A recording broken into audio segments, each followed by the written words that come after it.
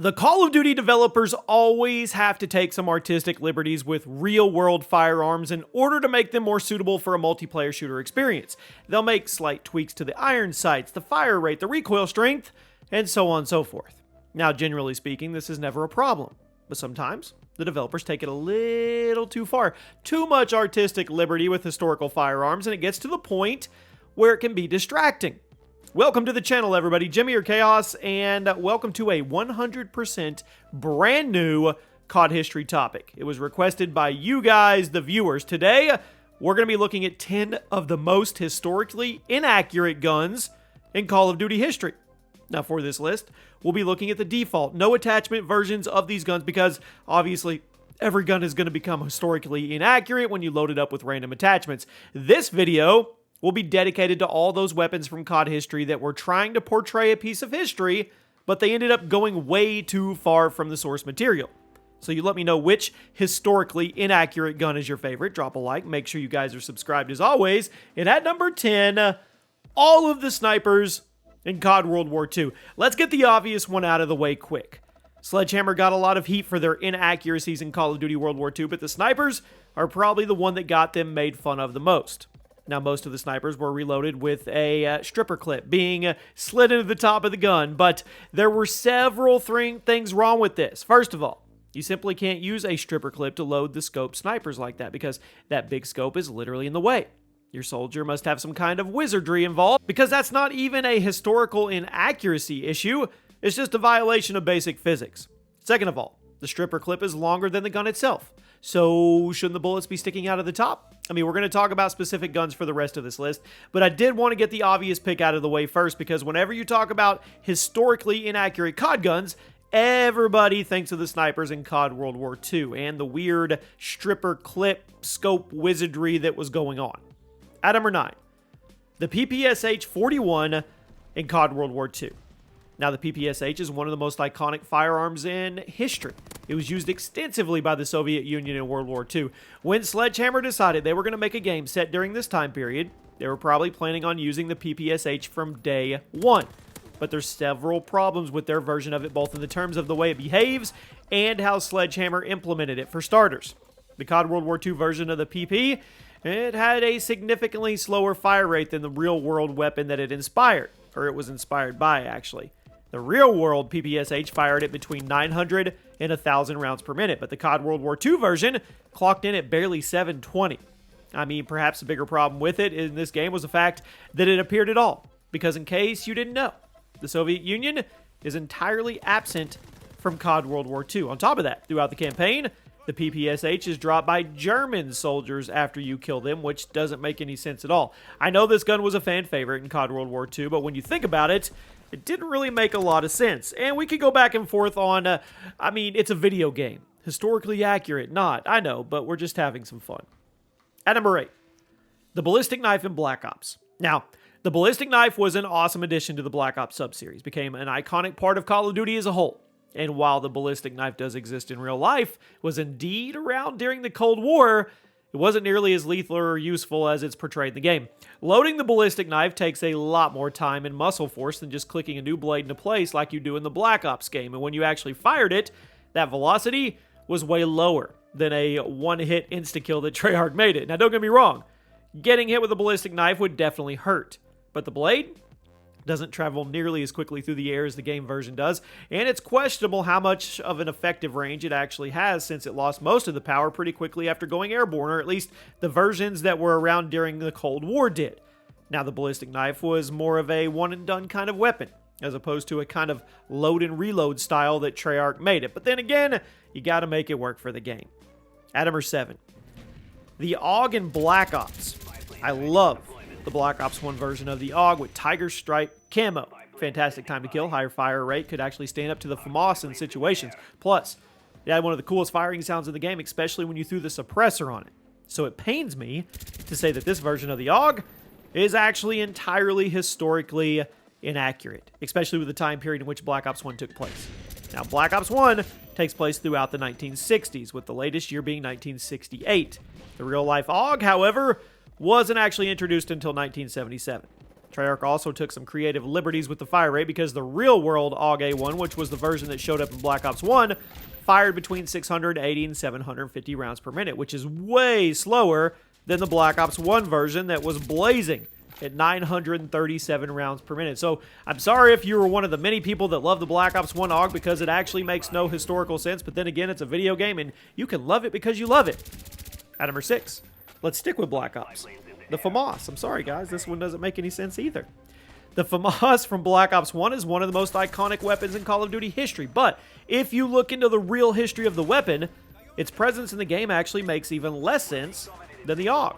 So like I said a minute ago, Black Ops 1 takes place in the late 60s, but the real-world Famas wasn't even out of the design phase until 1971. It didn't enter production until 1975. Now the fire rate, little over 900 rounds per minute, so that part of the Black Ops version is actually pretty spot on, but the way those rounds were fed into the gun is not right. The original version of the Famas, the version that appears in Black Ops 1, exclusively used a proprietary 25-round box magazine. In the game, the default mag is 30 rounds, but that magazine didn't actually exist for the Famas until the G2 variant came around, which that wasn't until 1994. So not only did the Famas not exist at the time that Black Ops 1 takes place, but the version that we see in the game takes its magazine from the second generation Famas that wasn't even invented until almost 30 years after Black Ops 1 ended. Okay, now we arrive at the top 5. The M1 Garand and COD Vanguard. Sledgehammer tried to make COD Vanguard a much faster-paced game than their previous World War II game, which meant a lot of historical elements of the weaponry had to be tossed out for the sake of gameplay.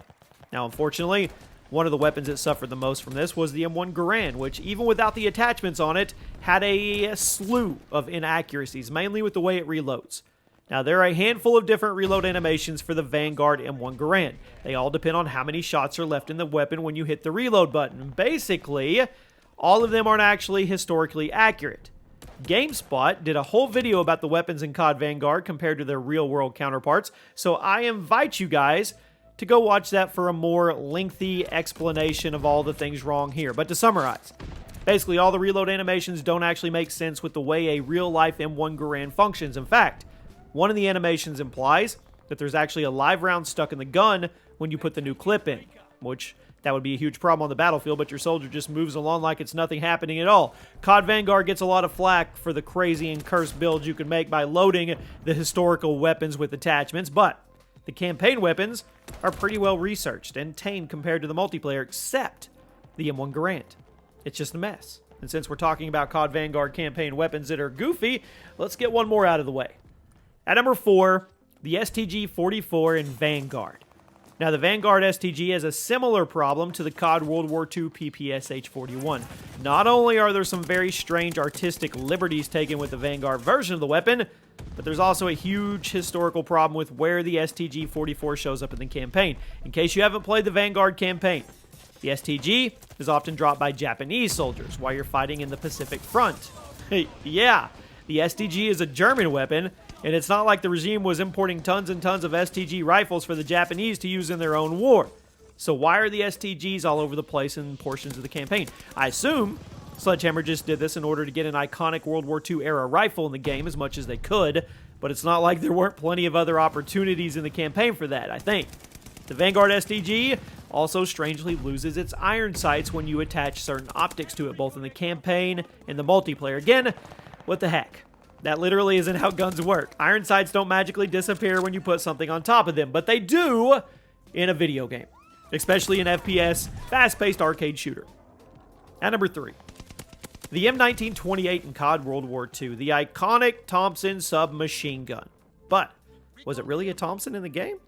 The M1928, as it's called in the game, is obviously supposed to be based on the Thompson SMG from the early 20th century, but as some of you probably know, the version of the game is actually this weird mishmash of two different Thompson SMGs, which makes the COD World War II version kind of a mess in terms of historical accuracy. So, the Thompson that we see in Call of Duty World War II, once again referred as the M1928, which is the real name of the Thompson variant.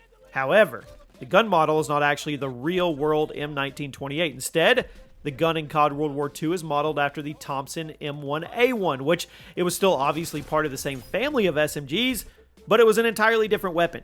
And strangely, despite swapping the names around, the version of the Thompson seen in COD World War II, which is modeled after the real-world Thompson M1A1, still shares some traits with the real-world M1928. If you're lost, I understand.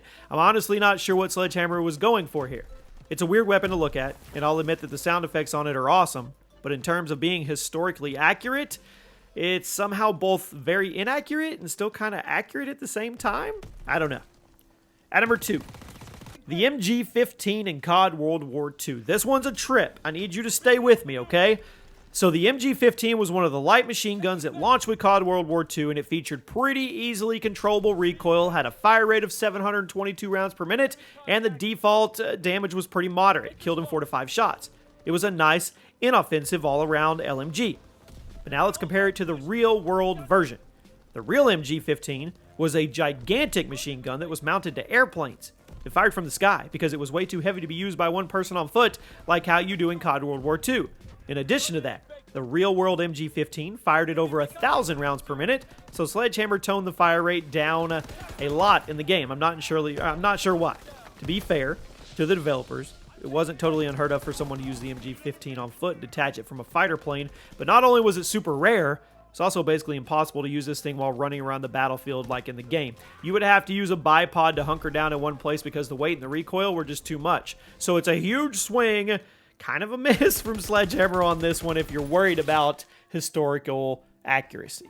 And at number 1, the number 1 historically inaccurate weapon in my mind in COD history goes to the FG-42 in COD World War II. I feel like I've let out a lot of trash talk about this gun, so it's only fitting that I give it the number 1 spot, because honestly, I have no clue why Sledgehammer did this to such an iconic weapon, because the COD World War II version of the FG isn't even remotely close to the real-world counterpart. Like, not even a little bit close. In real life, this German rifle was select fire. It could spit bullets out roughly 900 rounds per minute. It also used a 10-round or 20-round box magazine. Now, let's look at the COD World War II version. This version has a 20-round magazine by default, fair enough. Option to use 30-round mags instead, which didn't exist, but okay. But perhaps the most egregious part of this version was the fire rate. Again, the real-world FG-42 could fire at 900 rounds per minute. The COD World War II version, 422 rounds per minute, less than half of the real-world version. Now, on one hand, I get it. Sledgehammer wanted the average fire rate of COD World War II to be on the slower side. But it's not like there was a shortage of real-world rifles from the Second World War for them to use from. Why would they include the FG-42 in the game at all if they were just going to change it that drastically? The COD World War II FG-42 has to be the most historically inaccurate weapon in COD history, if you ask me. There you go. Let me know one that you could think of that was inaccurate, that we didn't show some time to. I wouldn't say love. We didn't really show love. And if you guys enjoyed it, drop a like. I'll see you soon.